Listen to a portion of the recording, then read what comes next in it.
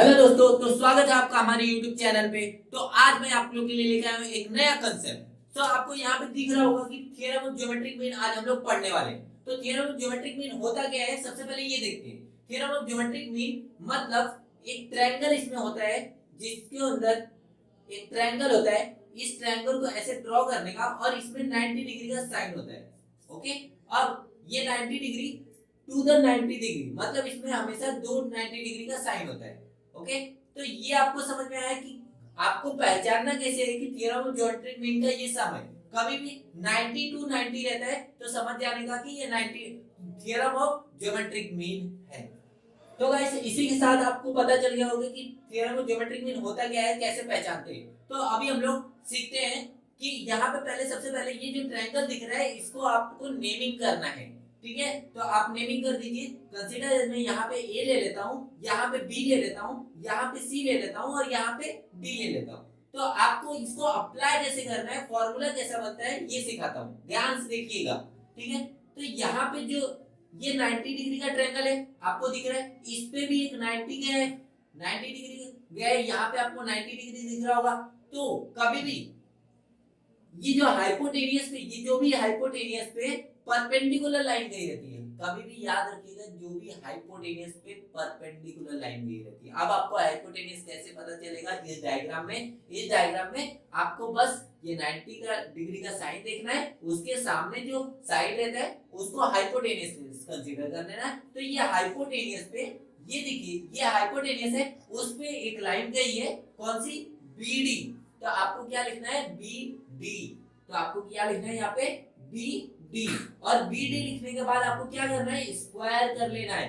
मतलब ये बीडी का स्क्वायर करना है। और जैसे ये बीडी का स्क्वायर करते हैं, अच्छा ये बीडी का स्क्वायर हो गया, इसके बाद क्या करना है आपको कि ये जो बीडी है ये हाइपोटेनियस को दो पार्ट में कट कर रही है, दो पार्ट में कैंसिल आउट कर रही है। देखिए ये जो बीडी की लाइन है ये हाइपोटेनियस को कितने पार्ट में कट कर रही है, ये दो पार्ट में कट कर रही है। एक तो एडी और एक दूसरा सीडी, या आप डीसी बोल सकते हैं। तो आपको इतना समझ में आ गया। तो ये क्या है, एडी और डीसी। तो आप यहाँ पे क्या लिखेंगे, एडी और डीसी। समझा आपको इतना, ओके। तो एक बार और रिपीट भी कर देता हूँ। देखिए ये जो भी आपका हाइपोटेनियस पे ये लाइन गई रहती है, वो लाइन को हम लोग उस लाइन का स्क्वायर करते हैं। मतलब ये परपेंडिकुलर लाइन है, हाइपोटेनियस पे एक लाइन गई है, वो क्या है, परपेंडिकुलर लाइन है, तो आपको उसका स्क्वायर कर लेना है, मतलब बीडी का स्क्वायर कर लेना है, सिंपल। ओके, फिर उसके बाद ये लाइन हाइपोटेनियस को दो पार्ट में कैंसिल आउट कर रही है, मतलब दो पार्ट में कट कर रही है। तो आपको वो दो पार्ट में जो कट कर रही है उसका साइड लिखना है। तो दो पार्ट में कौन सी, हाइपोटेनियस के दो पार्ट कौन कौन से कट हो रहे हैं, एक एडी कट हो रहा है और एक डीसी कट हो रहा है। तो आपको एडी लिखना है और डीसी लिखना है, बन गया आपका सिंपल सा फॉर्मूला। तो आपको यही ऐसे ही आपको कोई भी सम दिया रहेगा जो थ्योरम ऑफ ज्योमेट्रिक मीन का, तो आपको ऐसे ही सेम चीजें अप्लाई करना है। तो इसी के साथ आपको कंसेप्ट समझ गया होगा। अब इसी के साथ इसके बेस पे कुछ सम कर लेते हैं हम लोग। अभी क्या है यहाँ पे, क्वेश्चन रीड कीजिए इन अ फिगर। ओके, मुझे फिगर तो दिख गया। अभी क्या करना है, angle M N P. Okay, मतलब एन बीच में, मतलब एन क्या बोल रहा है, वो 90 डिग्री है, तो 90 डिग्री मैंने बना दिया। Okay, segment N Q is a perpendicular segment M P. मतलब ये जो सेगमेंट क्या बोल रहा है, एन क्यू है, वो किसके ऊपर परपेंडिकुलर है, एमपी। अभी एमपी क्या है आपका, हाइपोटेनियस है। मेरे को कैसे पता चला हाइपोटेनियस है, यहाँ पे 90 डिग्री और 90 डिग्री से जो सामने साइड रहते हैं उसको हम लोग क्या बोलते हैं, हाइपोटेनियस बोलते हैं। अच्छा, फिर उसके बाद एमक्यू कितना है आपका, 9 है। मतलब आपको सिंपल सा जो भी चीजें दी हुई है ना वो लिख लेना है। एमक्यू कितना है आपका, 9 है, तो आपको क्या लिखना है यहाँ पे, 9 लिखना है। अच्छे से 9 लिख दीजिए यहाँ पे। ओके, 9 लिख दिया। ओके, क्यूपी कितना है, क्यूपी आपका 4 है, इतना आपने लिख दिया। इतना हो जाने के बाद, इतना हो जाने के बाद अभी डायग्राम आपको देख के समझ में आ रहा होगा कि सिंबल है, इसमें दो 90 डिग्री दिख रहा है, तो आपका थ्योरम ऑफ ज्योमेट्रिक मीन होता ही है। सिंपल सा कंसेप्ट। तो आपको कैसे अप्लाई करना है थ्योरम ऑफ ज्योमेट्रिक मीन, तो मैंने आपको यहाँ पे सिखाया है कि कभी भी हाइपोटेनियस पे जो लाइन परपेंडिकुलर लाइन गई रहती है, ये हाइपोटेनियस है, इस पे जो परपेंडिकुलर एक लाइन गई रहती है उसका स्क्वायर कर लेने का। तो हाइपोटेनियस है, उसमें परपेंडिकुलर लाइन कौन सी गई है, एन क्यू। तो आपको क्या करना है, यहाँ पे एन क्यू लिखना है। क्या लिखना है, एन क्यू का स्क्वायर लिख लेना है। इतना लिख लिया आपने। अब ये जो एन क्यू है ये हाइपोटेनियस को कितने पार्ट में कट कर रही है, दो पार्ट में कट कर रही है। तो हाइपोटेनियस को दो पार्ट में कट कर रही है। एक तो ये हो गया आपका, क्या इसका नाम क्या है, एम क्यू, और दूसरा कौन सा हो गया, क्यू पी। तो आपको ये वाला दूसरा, ये आपका क्यू पी। तो एम क्यू कितना है, 9 है, क्यू पी कितना है, 4 है। तो आपको क्या करना है, यहाँ पे एज इट इज लिखना है। तो एम क्यू पहले नेमिंग कर देते हैं। तो एम क्यू कितना है आपका, एम क्यू, और क्यूपी कितना है, क्यूपी, क्यूपी। तो आपको सबसे पहले क्यूपी लिख लेना है, फिर उसके बाद वैल्यू सब्स्टिट्यूट करना है। तो एम क्यू कितना है आपका, 9 है, 9 लिख लिया आपने। और क्यूपी कितना है, क्यूपी आपका 4 है, 4। तो आपको क्या करना है, यहाँ पे 4 लिखना है। अब 9 4 जा कितना होता है, 9 1 जा 9, 9 2 जा 18, 9 3 जा 27, 9 4 जा 36। तो आपको क्या लिखना है यहाँ पे, 9 4 जा 36। ओके, अभी एन क्यू का स्क्वायर कर लेना है। तो ये स्क्वायर राइट साइड में जाएगा तो स्क्वायर रूट बनता है। ओके, तो ये स्क्वायर रूट बन जाएगा। स्क्वायर रूट कितना, 36। तो N Q is equal to कितना आ जाएगा, रूट 36। अब रूट 36 है तो इसको भी सॉल्व करना होता है। तो ये 36 रूट 36 इसका स्क्वायर रूट होता है 6 का। कभी भी आप 6 इंटू 6, कभी भी आप 6 इंटू 6 करेंगे तो कितना आता है, 36 आ जाता है।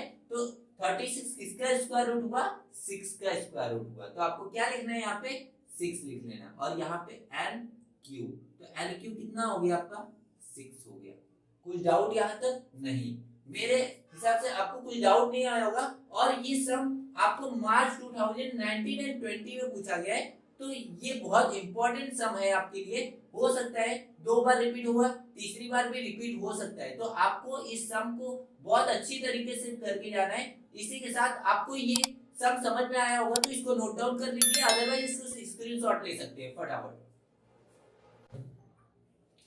तो गाइस इसी के साथ हम लोग सेकंड सम की तरफ चलते हैं। और सेकंड सम आप लोगों को यहाँ पे दिख रहा होगा बोर्ड पे, इन फिगर क्या लिखा हुआ है, in figure angle QPR is 90 degree है।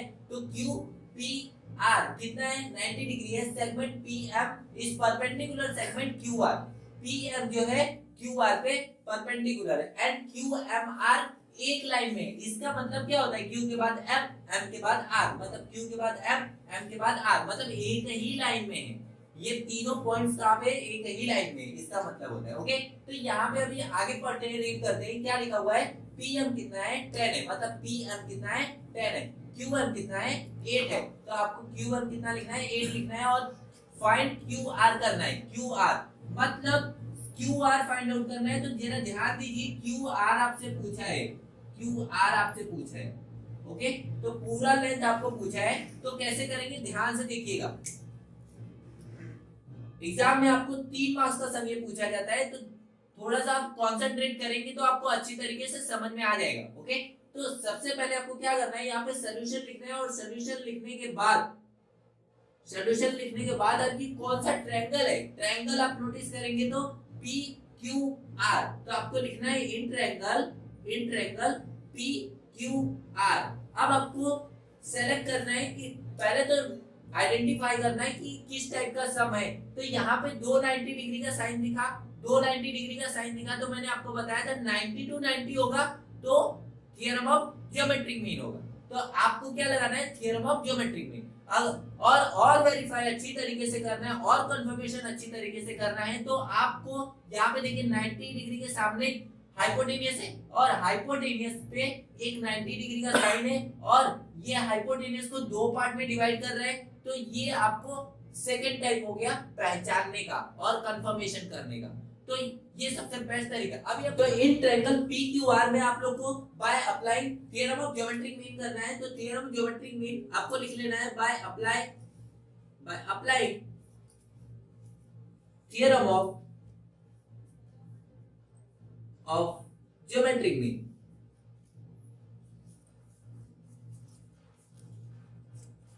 ओके, तो theorem of geometric mean apply करना है तो कैसे करेंगे, जो परपेंडिकुलर हाइपोटेनियस पे जो लाइन परपेंडिकुलर रहती है उसको हम लोग उसका स्क्वायर करते हैं। क्या करते हैं हम लोग? स्क्वायर। किस पे? कैसे बनाना है?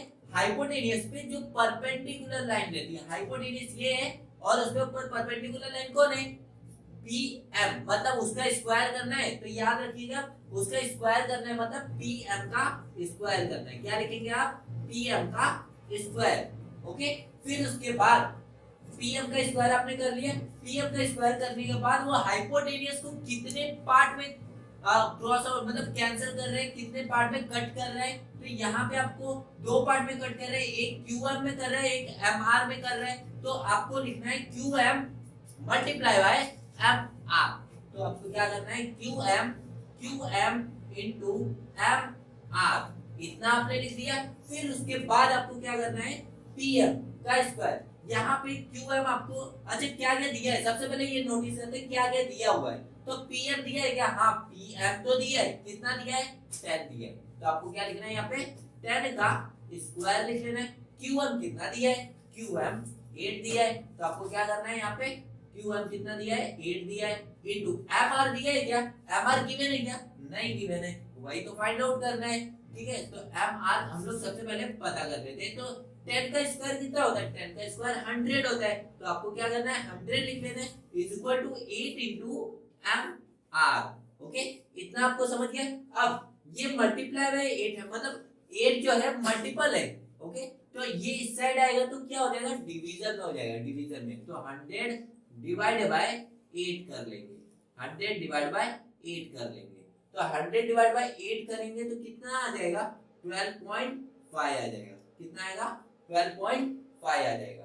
तो आपको क्या करना है? MR is equal to 12.5। इतना आपको समझ गया? इतना तो आपको समझ में आ ही गया होगा। अब इसके बाद का स्टेप क्या करना है? आपने को MR फाइंड आउट करना था। क्या जरा क्वेश्चन पढ़िए ना, आपको क्या फाइंड आउट करना है? ये यहाँ से जरा क्वेश्चन पढ़िए। In figure angle QPR is a 90 degree segment PM perpendicular segment QR and QMR PM 10 और QM 8। तो अपने को फाइंड आउट क्या करना है? QR। यहाँ पे जरा ध्यान दीजिए, QR आपको क्या फाइंड आउट करना है? QR। लेकिन हमने तो MR फाइंड आउट कर लिया, तो ये तो फाइंड आउट नहीं करना था। तो अपने को क्या मिल गया? पहले ये नोटिस करें, 12.5 ये मिल गया। कितना मिल गया? MR कितना मिल गया? 12.5। आप लोग क्या फाइंड आउट करना है? QR फाइंड आउट करना है। तो QR फाइंड आउट करने के लिए देखो QR कितने पार्ट में डिवाइडेड है? दो पार्ट में, QM और MR। तो QM और MR को ऐड कर देंगे तो अपने को QR मिल जाएगा ना इजी तरीके से। तो आपको क्या करना है? QR फाइंड आउट करने के लिए सबसे पहले यहाँ पे QR लिखना है और वो दो पार्ट में डिवाइड है तो दोनों पार्ट का नाम लिख लेना है। क्या है? QM है। ओके, QM लिख दिया। प्लस MR है तो MR लिख दिया। इतना आ गया। ओके, तो ये जो QM और MR है एक ही लाइन में है ना, तो सामने वाले को एक रीजन बता देने का कि Q के बाद M के बाद R है। तो आपको क्या लिखना है? Q के बाद M के बाद R है, ऐसा बता देने का सामने वाले को। ठीक है, फिर उसके बाद QM कितना है? 8 है, 8 लिख लिया आपने। MR कितना है? 12.5 है, तो आपने 12.5। अब इन दोनों को ऐड कर लेंगे तो कितना आ जाएगा? 20.5। कितना? 20.5। अब QR। ओके, तो QR कितना आ गया आपका? 20.5। अभी यहाँ पे कुछ यूनिट दिया है क्या? वैल्यूज जैसे PM 10 है, QM 8 है, तो यूनिट नहीं दिया तो आपको भी यूनिट लिखने की जरूरत नहीं है। जब यूनिट दिया रहता है तो आपको यूनिट लिखना होता है। तो इतना आपको समझ में आ ही गया होगा। तो इसी के साथ अगर ये सब आपको समझ में आया होगा तो जरा फटाफट इसको नोट डाउन कर लीजिए या अदरवाइज आप स्क्रीनशॉट ले सकते हैं। तो दोस्तों इसी के साथ हम लोग ये वीडियो खत्म करते हैं। और अगर ये वीडियो आपको पसंद आई होगी तो इसको लाइक कर दीजिएगा। अगर आप इस चैनल पे नए आए हैं तो इसको सब्सक्राइब कर दीजिएगा। तब तक के लिए संजीवनी क्लासेस की टीम की तरफ से बाय बाय, टेक केयर।